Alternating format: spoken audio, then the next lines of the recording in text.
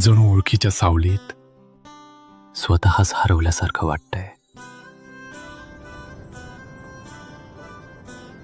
क्षणात हसतो, क्षणात हरवतो, आठवणींच्या धुक्यात कुठेतरी गुंततो. सगळं इथेच आहे हे जाणवतं, पण मन मात्र कुठेतरी दूर फिरतंय. ओळखीचे चेहरे आज अनोळखी भासतात आणि आपणच आपणात हरवतो असं वाटतं.